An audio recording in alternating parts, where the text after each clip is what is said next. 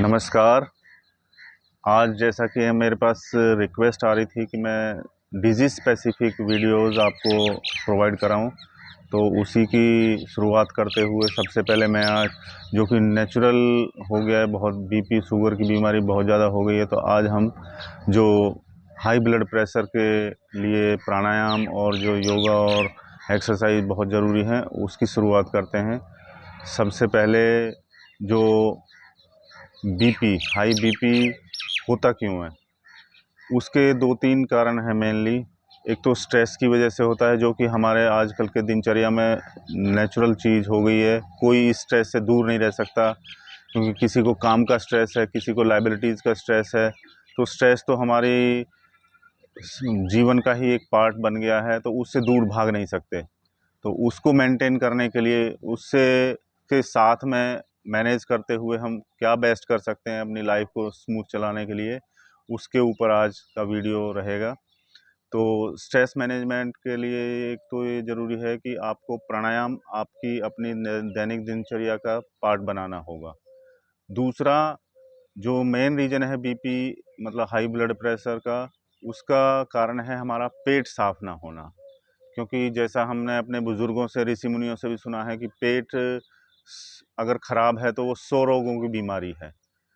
ये जाहिर सी बात है, अगर आपके कब्ज़ रहेगी तो आपका पेट साफ़ नहीं रहेगा और आप एडिशनल बर्डन एक तरीके से बॉडी पर रहेगा, जिसकी वजह से बीपी शूट अप होगा और आपको बड़ी तकलीफ़ देगा।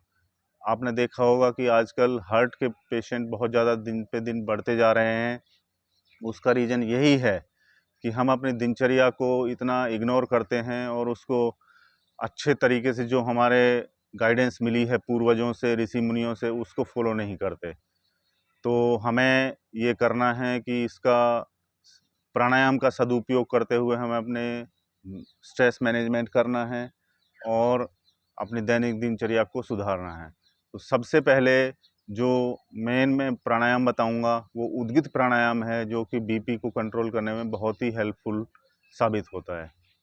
तो इसमें करना क्या है, की पॉइंट ये है कि आप कोई भी सुखासन, पद्मासन या वज्रासन में बैठ के आपको उद्गित प्राणायाम करना है।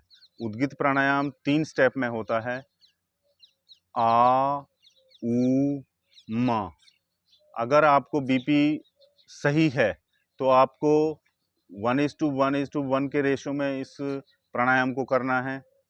अगर आपको हाई बीपी की प्रॉब्लम है, मतलब there are 2 types of blood pressures, systolic BP blood pressure and diastolic blood pressure.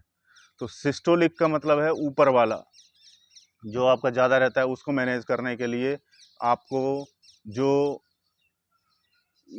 आ है उसका परसेंटेज बढ़ाना है, उसका रेशो ज़्यादा होना चाहिए। देन इसका रेशो होना चाहिए 3:1:1।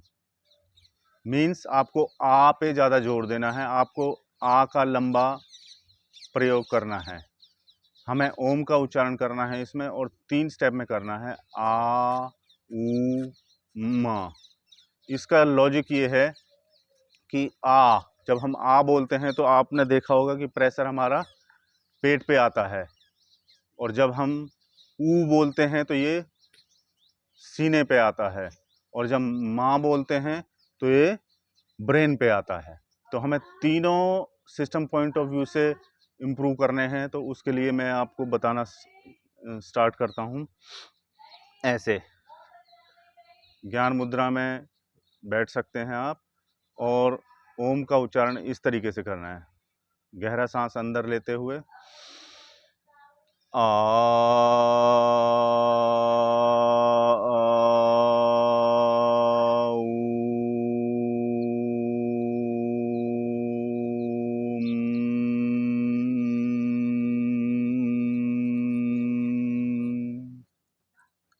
ये हो गया 1:1:1 के रेशो में, जिसको हम बीपी ना बने उसके लिए as a proactive action use कर सकते हैं।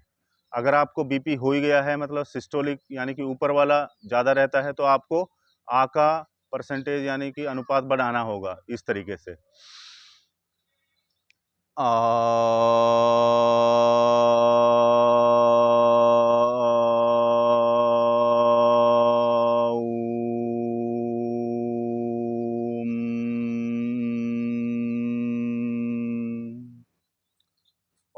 आपको डायस्टोलिक मतलब नीचे वाला ज़्यादा रहता है, तो उसके लिए आपको आ और ऊ 1:1 के रेशो में रहेंगे, और जो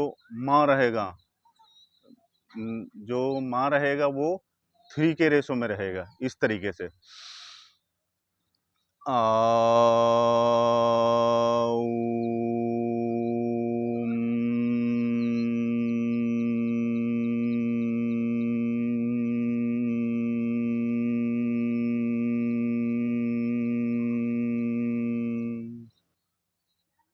ऐसा आपको मिनिमम 7 बार से स्टार्ट करना है और 11 बार 21 बार तक ले जाना है। आप देखना, अगर इसको अपने दैनिक दिनचर्या में शामिल करते हैं तो इससे इतने अच्छे रिजल्ट मिलने वाले हैं कि यू विल सरप्राइज। बहुत बहुत धन्यवाद।